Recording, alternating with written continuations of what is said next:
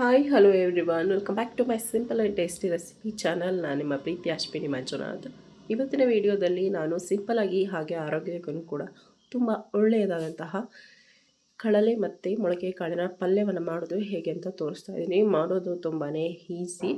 ನಾನಿಲ್ಲಿ ಒಂದು 2 ಕಡಲೆಯನ್ನು ಕಟ್ ಮಾಡಿ ಚೆನ್ನಾಗಿ ಒಂದು ಇಂದಿನ ರಾತ್ರಿಯಲ್ಲಿ ಚೆನ್ನಾಗಿ ನೆನೆ ಹಾಕಿ ಇದನ್ನು ಸುಮಾರು ಒಂದು 8-12 ಬಾರಿ ತೊಳೆದಿದ್ದೇನೆ. ಹಾಗೆ ಮೊಳಕೆ ಕಾಳುಗಳನ್ನು ತೊಗೊಂಡಿದ್ದೀನಿ, ನೋಡ್ತಾ ಇರ್ಬೋದು. ಸ್ವಲ್ಪ ನೀರಲ್ಲಿ ಹಾಕ್ಕೊಂಡಿದ್ದೀನಿ, ತೊಳೆದು ಹಾಕ್ಕೊಬೇಕಾಗತ್ತೆ. ಸೊ ಅದಕ್ಕೋಸ್ಕರ ನೆಕ್ಸ್ಟು ಮಾಡುವ ವಿಧಾನ ನೋಡೋಣ ಅಂತ ಅನ್ನೋದಾದರೆ, ನಾನಿಲ್ಲಿ ಒಂದು ಕುಕ್ಕರನ್ನು ತೊಗೊಳ್ತಾ ಇದ್ದೀನಿ. ಕುಕ್ಕರನ್ನು ತೊಗೊಂಡು ಕಡಲೆಯನ್ನು ಹಾಕ್ಕೊಳ್ಳೋಣ ಕುಕ್ಕರಿಗೆ, ಏಕೆ ಬೇಯಲಿಕ್ಕೆ ಇಡಬೇಕಲ್ವ ಪಲ್ಯ ಮಾಡಲಿಕ್ಕೆ. ಸೊ ಅದಕ್ಕೋಸ್ಕರ ಕಡಲೆಯನ್ನು ತೊಗೊಂಡು ನಾನಿಲ್ಲಿ ಕಡಲೆ ಸೇರಿಸ್ಕೊಳ್ತಾ ಇದ್ದೀನಿ. ಒಂದೆರಡು ಇದೆ ಇದರಲ್ಲಿ, ಸ್ಮಾಲ್ ಕಡಲೆ. ಸೊ ನೆಕ್ಸ್ಟು ಮೊಳಕೆ ಕಾಳುಗಳನ್ನು ಸೇರಿಸ್ಕೊಳ್ತಾ ಇದ್ದೀನಿ. ಎಲ್ಲವನ್ನು ನೀರನ್ನು ಸೋದಿಸ್ಕೊಂಡು ಸೇರಿಸ್ಕೊಬೇಕಾಗತ್ತೆ. ನೋಡಿ, ಈ ರೀತಿಯಾಗಿ ಯಾವುದನ್ನೇ ಪದಾರ್ಥ ಅಂದರೆ ಆಹಾರ ಪದಾರ್ಥ ಹಾಕ್ಕೊಬೇಕಾದ್ರೂ ಸ್ವಲ್ಪ ವಾಶ್ ಮಾಡಿಕೊಂಡು ಹಾಕ್ಕೊಳ್ಳಿ. ಸೊ ನೆಕ್ಸ್ಟ್ ನಾನಿಲ್ಲಿ ಬೇಯುವಷ್ಟು ನೀರನ್ನು ಸಹ ಸೇರಿಸ್ಕೊಳ್ತಾ ಇದ್ದೀನಿ. 1-2 ಗ್ಲಾಸ್ ನೀರನ್ನು ಹಾಕ್ಕೊಳ್ತಾ ಇದ್ದೀನಿ. ಹಾಗೆ ರುಚಿಗೆ ತಕ್ಕಷ್ಟು ಉಪ್ಪನ್ನು ಕೂಡ ಸೇರಿಸ್ಕೊಂಡು ಚಿಟಿಕೆ ಅರಿಶಿಣವನ್ನು ಹಾಕ್ಕೊಳ್ತಾ ಇದ್ದೀನಿ.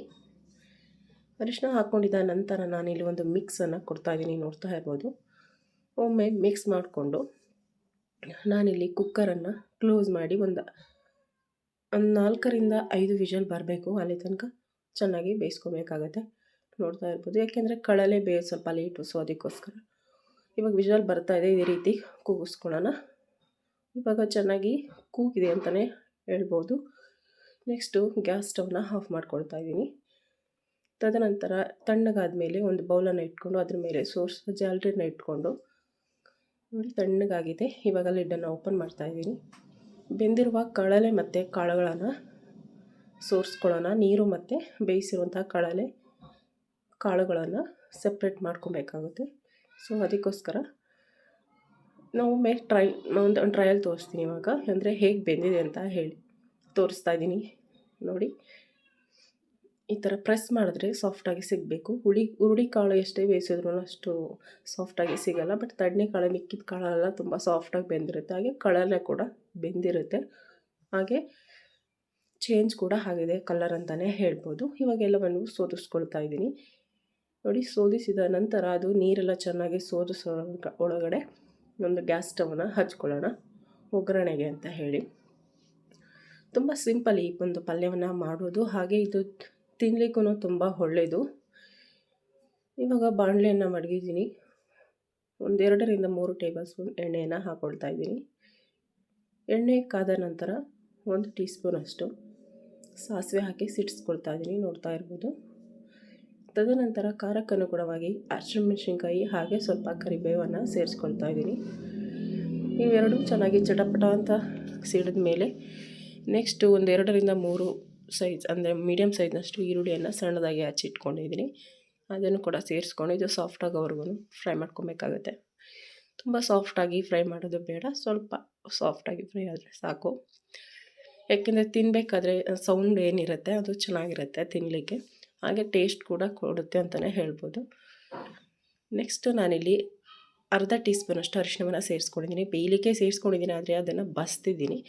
ಸೊ ಇವಾಗ ನಾವು ಪಲ್ಯ ಮಾಡ್ತಾ ಇರೋದ್ರಿಂದ ಸ್ವಲ್ಪ ಟೇಸ್ಟ್ ಡಿಫ್ರೆಂಟ್ ಆಗಿರಬೇಕಲ್ವ. ಸಾಮಾನ್ಯವಾಗಿ ಒಂದೇ ಥರ ಪಲ್ಯ ತಿನ್ನಲಿಕ್ಕಾಗಲ್ಲ. ಇದು ಸ್ವಲ್ಪ ಎಕ್ಸ್ಟ್ರಾ ಮಸಾಲೆ ಎಲ್ಲ ಹಾಕಿ ಮಾಡಿದ್ರೇ ತುಂಬ ಚೆನ್ನಾಗಿರುತ್ತೆ ಕಡಲೆ ಪಲ್ಯ. ಕಡಲೆ ಕೂಡ ಎಷ್ಟೇ ಬೇಯಿಸಿದ್ರೂ ಅದು ಒಂಥರ ಮೂಲಂಗಿ ತಿನ್ನಬೇಕಾದ್ರೆ ಸೌಂಡ್ ಬರುತ್ತಲ್ವ, ಆ ಥರ ಇರುತ್ತೆ. ನನಗೆ ಇದಂತೂ ಫೇವ್ರೆಟ್ ಅಂತ ಹೇಳೋದು ಅದು ಕಡಿಮೆನೇ, ಅಷ್ಟು ತುಂಬಾ ನನಗೆ ಇಷ್ಟ ಈ ಒಂದು ಕಡಲೆ. ಸೊ ಇವಾಗ ಕಡಲೆ ಮತ್ತು ಕಾಳುಗಳನ್ನು ಹಾಕ್ಕೊಂಡು ಚೆನ್ನಾಗಿ ಫ್ರೈ ಮಾಡ್ಕೊಳ್ತಾ ಇದ್ದೀನಿ. ಈ ಒಂದು ಕಡಲೆಯಲ್ಲಿ ತುಂಬ ವೆರೈಟೀಸ್ನ ಮಾಡ್ಬೋದು, ನಾನು ನೆಕ್ಸ್ಟ್ ವೀಡಿಯೋಗಳಲ್ಲಿ ಹಾಕ್ತಾ ಬರ್ತೀನಿ. ಸೊ ಇವಾಗ ಇದು ಮಿಕ್ಸ್ ಆಗಿದೆ. ಒಂದು ಅರ್ಧ ಟೀ ಸ್ಪೂನಷ್ಟು ಗರಂ ಮಸಾಲ ಹಾಕ್ಕೊಳ್ತಾ ಇದ್ದೀನಿ, ನೋಡ್ತಾ ಇರ್ಬೋದು. ನನಗೆ ಅದರಲ್ಲಿ ಬರಲಿಲ್ಲ, ಸೊ ಅದಕ್ಕೋಸ್ಕರ ಸ್ಪೂನಲ್ಲಿ ಹಾಕ್ಕೊಳ್ತಾ ಇದ್ದೀನಿ. ಇಲ್ಲಿ 1 ಟೀ ಸ್ಪೂನಷ್ಟು ಬೇಳೆ ಸಾಂಬಾರು ಪುಡಿಯನ್ನು ಸೇರಿಸ್ಕೊಳ್ತಾ ಇದ್ದೀನಿ. ಇವೆರಡನ್ನೂ ಸೇರಿಸ್ಕೊಂಡು ಚೆನ್ನಾಗಿ ಒಮ್ಮೆ ಮಿಕ್ಸ್ ಕೊಟ್ಕೊಳ್ಳೋಣ. ತುಂಬ ರುಚಿ ಇರುತ್ತೆ. ಸೊ ಅದಕ್ಕೋಸ್ಕರ ಹೇಳ್ತಾ ಇರೋದು. ತಿನ್ನಬೇಕಾದ್ರೂ ಅಷ್ಟೇ ಒಂದು 5 ನಿಮಿಷ ಸೈಡಲ್ಲಿ ಇಟ್ಟು ಅದಾದಮೇಲೆ ತಿನ್ನಿ, ಸಡನ್ನಾಗಿ ತಿನ್ನಲಿಕ್ಕೆ ಹೋಗಬೇಡಿ. ಸೊ ಏಕೆಂದರೆ ಅದು ಉಪ್ಪು ಖಾರ ಎಲ್ಲ ಚೆನ್ನಾಗಿ ಎಳ್ಕೊಂಡಿರುತ್ತಲ್ವ, ಸೊ ಅದಕ್ಕೋಸ್ಕರ. ನೆಕ್ಸ್ಟು ನಾನಿಲ್ಲಿ ಕಾಯಿ ತುರಿ ಹಾಕ್ಕೊಳ್ತಾ ಇದ್ದೀನಿ, ಒಂದು ಅರ್ಧ ಹೋಳು ಕಾಯಿ ತುರಿ. ಹಾಗೆ ಸ್ವಲ್ಪ ಕೊತ್ತಂಬರಿ ಸೊಪ್ಪನ್ನು ಹಾಕಿ ಚೆನ್ನಾಗಿ ಮಿಕ್ಸ್ ಮಾಡಿಕೊಂಡ್ರೆ ರೆಡಿ ಆಯಿತು ಪಲ್ಯ. ಕಳಲೆ ಮತ್ತು ಕಡಲೆಕಾಳು ಅಂದರೆ ಮಿಕ್ಸ್ ಮೊಳಕೆ ಕಾಳಿನ ಪಲ್ಯ ರೆಡಿಯಾಗಿದೆ. ಇದನ್ನು ನೀವು ರೊಟ್ಟಿ ಜೊತೆ ತಿನ್ಬೋದು, ಹಾಗೆ ಮುದ್ದೆ ಜೊತೆ ನಂಚ್ಕೊಳ್ಳೋಕ್ಕೆ ತಿನ್ಬೋದು, ಇಲ್ಲ ಹಾಗೆ ಕೂಡ ತಿನ್ಬೋದು. ಈ ಒಂದು ಪಲ್ಯದ ಉಪಯೋಗ ಹೇಳೋದಕ್ಕೆ ಆದರೆ ಕಿಡ್ನಿ ಸ್ಟೋನ್ ಇರೋರಿಗೆ ತುಂಬಾ ಒಳ್ಳೆಯದು, ಹಾಗೆ ಗಾಲ್ ಬ್ಲಾಡರ್ ಸ್ಟೋನ್ ಇರುತ್ತಲ್ವ, ಸೊ ಅವ್ರಿಗೂ ತುಂಬಾ ಒಳ್ಳೆಯದು. ಹಾಗೆ ಇದು ವರ್ಷಕ್ಕೊಂದು ಸಲ 2 ಸಲ ಸಿಗುವಂತಹ ಆಹಾರ ಅಂತ ಅಂದ್ರೂ ತಪ್ಪಾಗಲ್ಲ. ಸೊ ಇದು ಮಳೆಗಾಲದಲ್ಲಿ ಮುಂಗಾರಿನಲ್ಲಿ ಮಾತ್ರ ಸಿಗುವಂಥದ್ದು ಈ ಬಿದಿರೆ ಕಳಲೆ ಬಾಂಬೆಳೆ ಅಂತೆಲ್ಲ ಕರೀತಾರೆ. ಸೊ ಇದನ್ನು ವರ್ಷಕ್ಕೆ 1 ಸಲ 2 ಸಲ ತಿನ್ನಲೇಬೇಕು ಕಂಪಲ್ಸರಿ. ಯಾಕೆಂದರೆ ನಾವು ಗೊತ್ತಿಲ್ಲದೇ ನಾವು ಕೂದಲನ್ನು ಹೊಟ್ಟೆ ಒಳಗಡೆ ಸೇರ್ಕೊಂಡು ಬಿಟ್ಟಿರುತ್ತೆ. ಸೊ ಆಗ ಅದನ್ನು ಕರಗಿಸುವಂಥ ಶಕ್ತಿ ಇದರಲ್ಲಿರುತ್ತೆ ಅಂತ ಹೇಳ್ತಾ ಮಾಡ್ಕೊಳ್ತೀನಿ. ನೆಕ್ಸ್ಟ್ ವಿಡಿಯೋದಲ್ಲಿ ಸಿಗ್ತೀನಿ. ಅಲ್ಲಿ ತನಕ ಟೇಕ್ ಕೇರ್, ಬಾಯ್ ಬಾಯ್.